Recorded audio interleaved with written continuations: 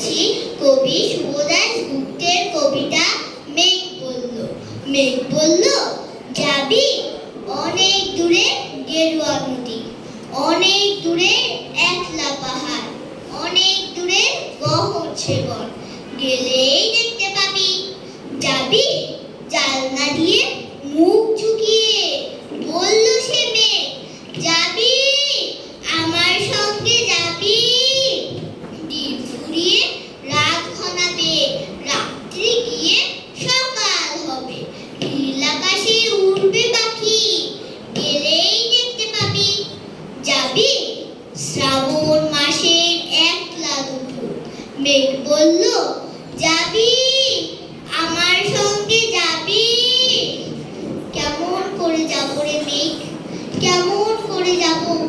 নিয়ম বাঁধা জীবন আমার, নিয়ম ঘেরায় এধার ওধার। কেমন করে নিয়ম ভেঙে এই জীবন হারাবো? কেমন করে যাব রে মেঘ, কেমন করে যাব? মেঘ বলল, ওই দূরের মাঝে বৃষ্টি হয়ে ঝরবো, সবুজ পাতায় পাতায় ভালোবাসা হয়ে ঝরবো, শান্ত নদীর বুকে আনবো জলোচ্ছ্বাসী প্রেম, ইচ্ছে মতন বৃষ্টি হয়ে ভাঙবো, ভেঙে পড়বো। এই মেঘ, তুই যাবি আমার সঙ্গে যাবি? যাবো না রে মেঘ, পারবো না রে যেতে, আমার আছে কাজের বাঁধন, কাজেই থাকি মেতে। কেবল যখন ঘুমিয়ে পড়ি তখন আমি যাই, সীমার বাঁধন ভেঙে দৌড়ে এক ছুটে পালাই, তখন আমি যাই। স্বপ্নে আমার গেরুয়া নদী, স্বপ্নে আমার সুনীল আকাশ, স্বপ্নে আমার দূরের পাহাড়, সব কিছুকে পাই।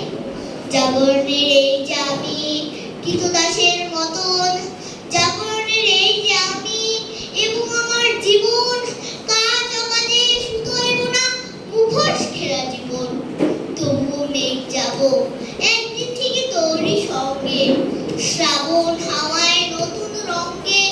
যাব রে মেঘ যাব, সেদিন আমি শিমুল পলাশ বীজ